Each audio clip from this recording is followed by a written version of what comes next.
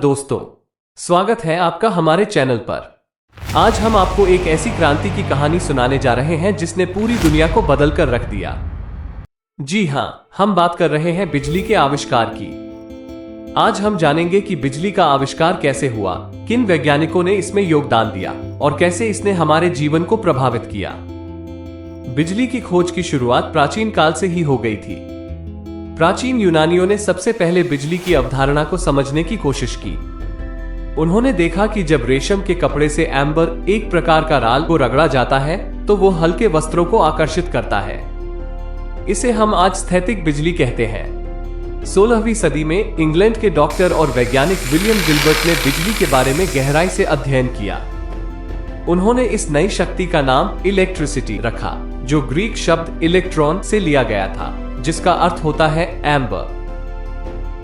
Gilbert ने यह समझने की कोशिश की कि कैसे कुछ वस्त्रों को रगड़ने पर वे हल्की वस्तुओं को आकर्षित करती हैं।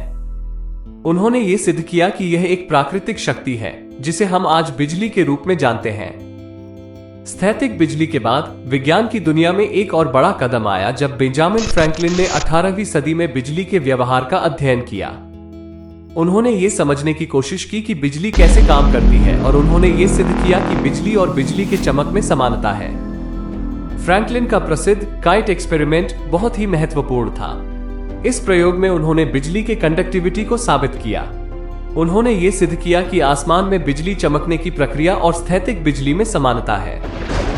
इस खोज ने दुनिया को ये समझाया कि बिजली को नियंत्रित किया जा सकता है।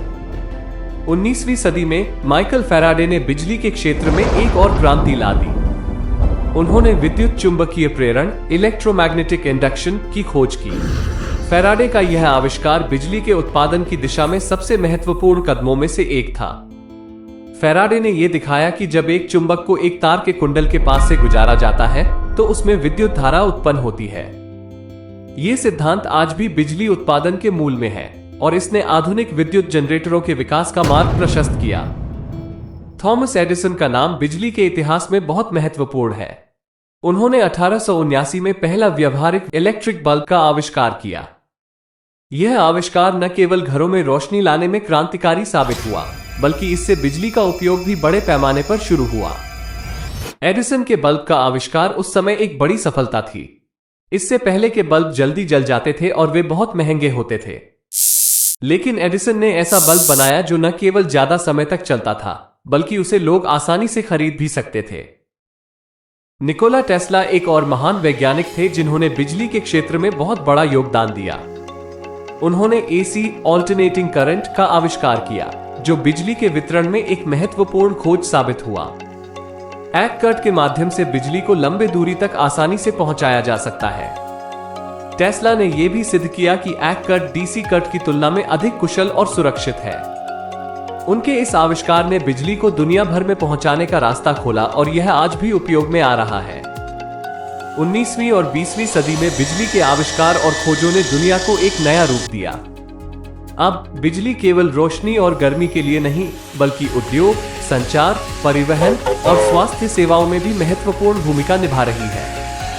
आज के युग में हम बिजली के बिना जीवन की कल्पना भी नहीं कर सकते।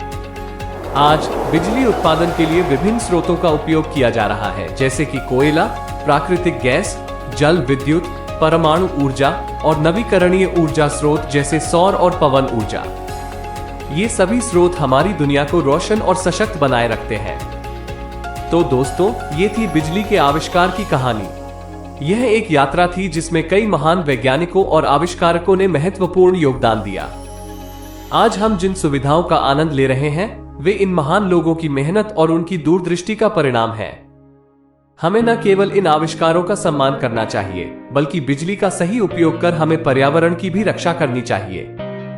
अगर आपको यह वीडियो पसंद आया हो तो कृपया लाइक और शेयर करें और हमारे चैनल को सब्सक्राइब करना ना भूलें। धन्यवाद।